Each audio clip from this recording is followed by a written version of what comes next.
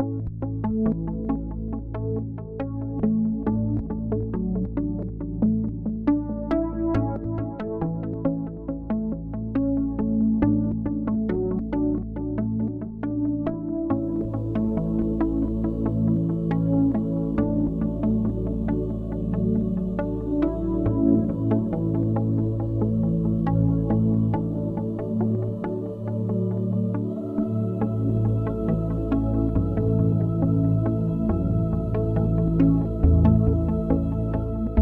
morning, Michael. Hello there.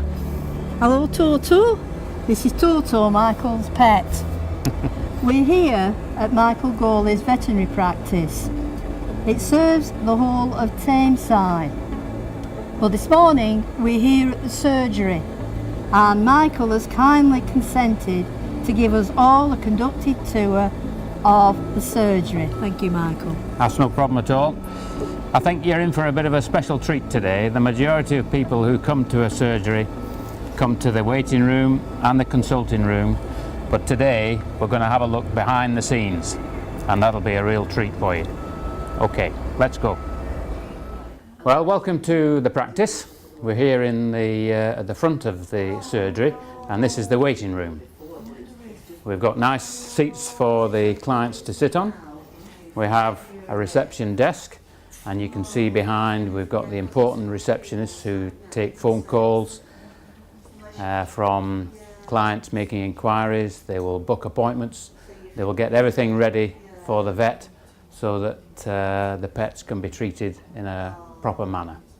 And when the vet's ready to take the owner and the pet in, we go through into the consulting room. Because you know as well, try and think about it.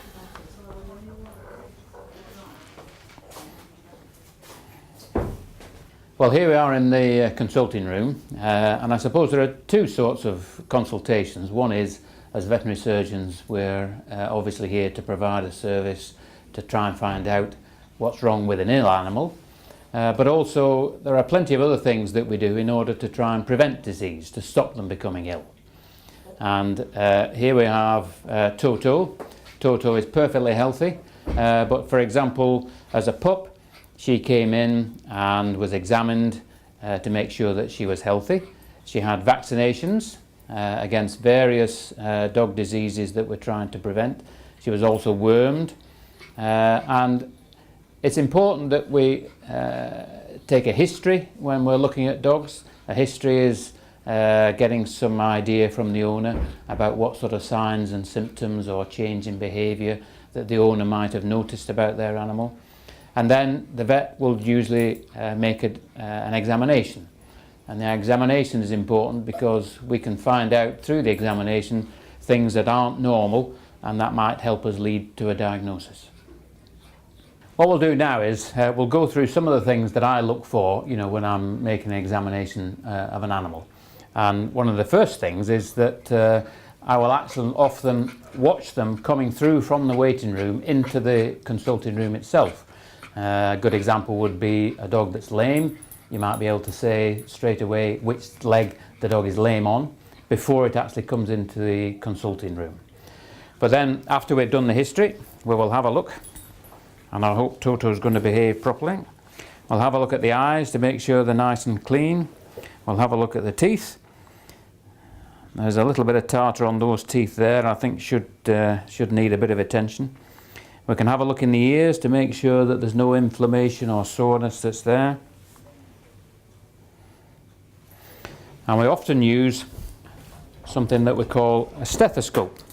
Now, a stethoscope is an instrument that we connect up to our ears, and it's basically a tube, stay there, basically a tube with a little diaphragm on the end. And we can put the diaphragm on the dog's chest, and I can hear Toto's heart beating away. A little bit fast, she's all excited. And then you can listen to the lungs on each side. Sometimes if there's a breathing problem, you might be able to pick that up with the stethoscope. And certainly if there's things like heart murmurs, they're usually fairly easily picked up with a stethoscope. We'll have a feel in the tummy and also underneath as well. We'll have a look underneath the tail and we'll check things like the paws and the nails. Another thing we check for is to see how healthy the skin is, and we do that by lifting up the fur, just looking down on the skin surface. And for example, we can often tell if there's problems with fleas. Some dogs and cats have fleas and it doesn't bother them that much. Other dogs and cats have allergies to fleas, which can cause a lot of irritation.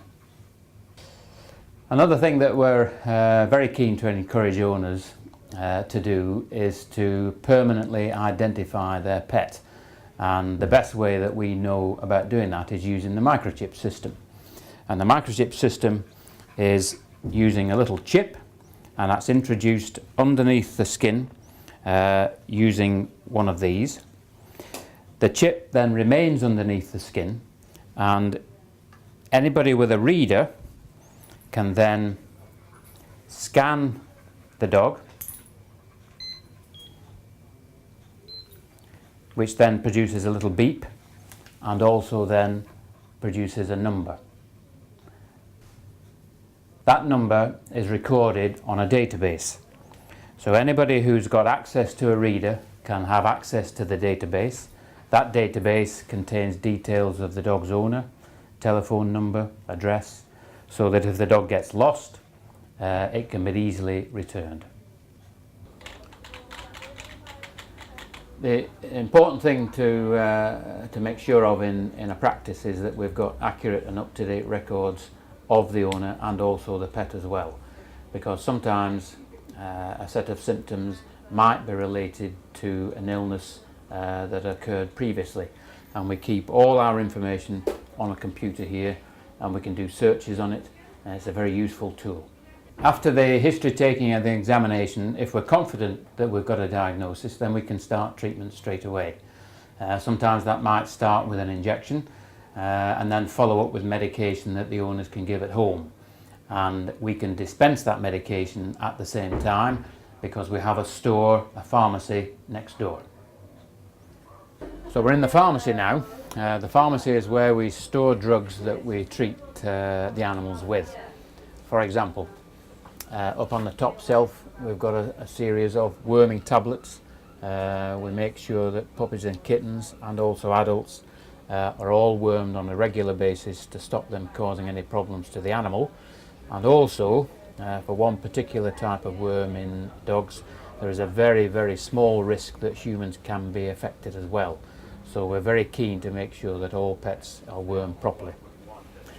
Here we've got antibiotics. Antibiotics we use to treat infections, especially bacterial infections. Here, for example, we've got anti-inflammatories. These are drugs that help to reduce inflammation and soreness with a lot of conditions in dogs and cats.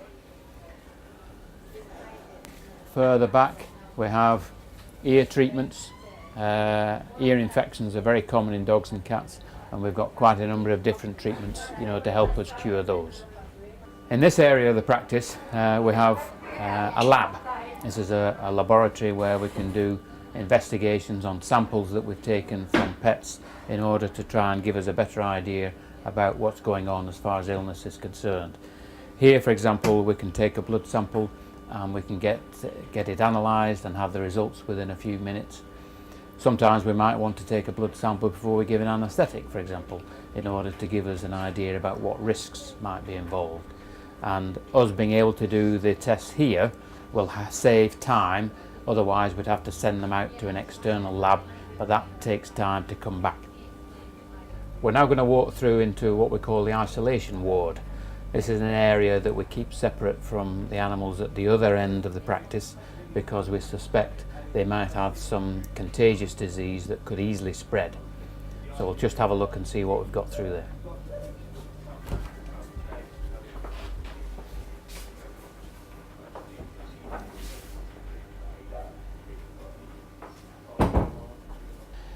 This is a series of kennels that we keep isolated from the rest of the practice because sometimes we have animals in here that we think have got contagious diseases that are acting as a risk to spread those diseases to other healthy animals in different parts of the practice. I just thought I'd show you our storeroom here. This is where we store what we call prescription diets. Now these are for dogs and cats, but they're not ordinary diets that you might buy in a supermarket. These are produced specifically for animals that are ill, say for example with liver problems or kidney problems. We try and get them onto a prescription diet because that diet is specifically produced in order to help that animal with that particular disease. And here we have the feline ward for cats. We like to keep cats and dogs separate if we can, because cats and dogs sometimes are not all that friendly towards one another, and we don't want to cause any undue anxiety. So this is our dog ward, where dogs that are coming in for an operation will come initially before they get prepared and are operated on, and then after the surgery they will come back here in order to make a recovery. It's very important that we keep the environment nice and stable. We've got heaters in here, we've got plenty of light, we've got plenty of ventilation, and if it gets too hot we've got air conditioning as well. So sometimes some of these pets are in a better environment than workers in an office who either get too hot or too cold. We have to be very careful with these pets. Well, this is what we call our preparation area. This is where we prepare animals for surgery, and they come from the kennels in the back of the practice down through to here, and normally they're put on either of these two tables where they're anaesthetised. That means they're made unconscious, so they can't feel any pain or discomfort, and we can prepare them properly for surgery. And Lisa here is looking after a rabbit at the minute. The rabbit is anaesthetised, and it's anaesthetised using oxygen and anaesthetic gases from the machine on the wall, which is piped through into a tube into the rabbit so that it can breathe properly. So this is the room that we use for the preparation of the surgical instruments. The instruments, once they've been used, are cleaned, and then we have to sterilise them. And we put them in a pack like this, and then the whole of the pack and the instrument is put into steriliser. It goes through the cycle in the steriliser, and at the end of which, inside that pack is totally sterile, so that we're not risking introducing infection at the time that we do the surgery. As part of the preparation for the vet to do the surgery, it's very important that they do a scrubbing up operation on their hands, their wrists and their arms. And this is what this sink is for here, with the water supply and the various forms of antiseptic that we use. It's important that the vet does this because we want to reduce the chances of developing infection after the surgery has taken place, right down to a minimum.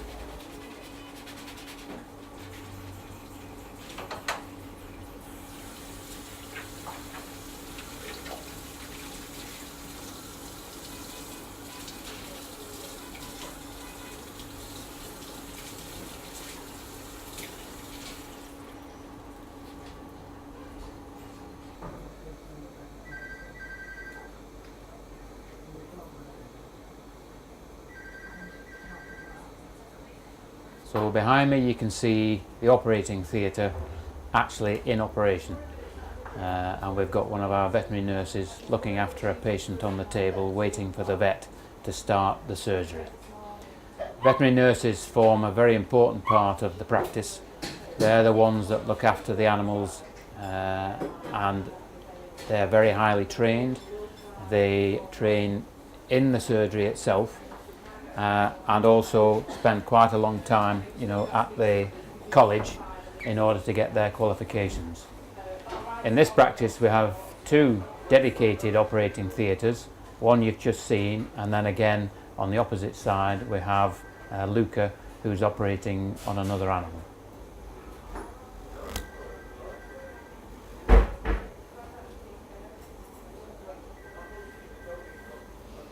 We're outside the X-ray room at the minute, and you can notice that the door itself is full of different signs, and we've got an illuminated sign at the top.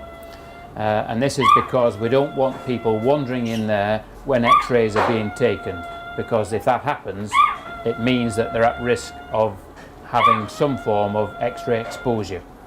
X-rays generally in small doses are very safe, but we want to try and keep any exposure right down to a minimum. On my right here is a specialised area of the practice which is all enclosed, and the reason for that is that we do operate in here, but we tend to do operations that are what we call really quite dirty. For example, if we're draining an abscess, or if we're doing teeth, doing a dental or a dog or a cat, that will produce aerosols where infection can spread to other parts of the practice. So we enclose this place off, and we have special extractor ventilation in here so that the infection doesn't spread to other parts of the practice.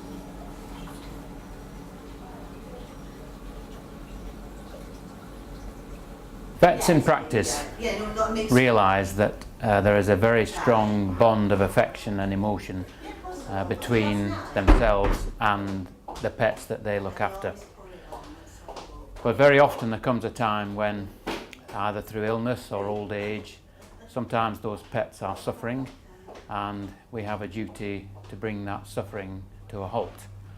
And we do that by putting them to sleep, or euthanasia. And we look after them after we've done that as well. And they go to a place called Rossendale, which is a pet's crematorium. And very often owners can visit them there. They have a burial ground or an area where ashes can be spread. And very often as well, owners will bring in photographs of their pets, and we have a board here where lots of animals that have been euthanized, the owners will bring photographs in order for them to show and remember them here. Michael, children at school are used to having Ofsted inspectors in to inspect the school, pupils, staff, parents and even governors. Is there a mechanism in place similar for veterinary surgeries? There is. The Royal College of Veterinary Surgeons have a scheme, a practice standard scheme, which is voluntary at the minute, but I can see in a few years' time may well become compulsory. And basically the idea is that they set certain basic standards that practices who join the scheme will have to adhere to. And certainly this practice is one of those practices that are very encouraged to join the scheme, and we are very pleased to be in it. The main advantage is that clients of pets that need treatment and are looking for a practice can look for a practice that belongs to the scheme, and they will know that certain basic standards will be adhered to. As a client, I was quite concerned that a lot of veterinary practice were opting not for a 24/7 care, and they are going into areas that will just look after the care of that animal. I notice that your practice is a 24/7. What is your views on this, and why has this practice remained 24/7? Okay, well let's just clear up the situation a little bit. I mean, all vets in practice are required to provide a 24/7 service. Now, if they don't do it themselves, they have to make arrangements that a practice nearby will actually do that. In this practice, we provide a 24-hour, 7-day-a-week service for our clients, and we do it within the practice itself. We do it because we think that provides a better service for the owners and the pets.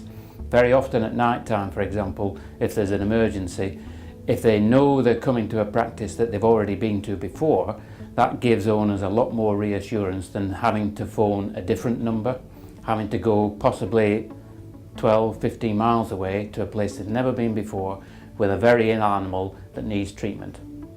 Could I then ask you, if arrangements are made to go to a different practice, how would they get the notes of the animal that's been treated at the surgery? It is very unlikely that they would have those notes. They would have to base treatment on what they see at the time, not on a past history. Certainly not on any detailed diagnostic notes that the original practice would have. I'd like to thank Michael very much for taking us round his surgery, and I'm sure you found it extremely interesting. So thank you very much, Michael. That's much fine. appreciated. Thank you very much, Kath. Cheers.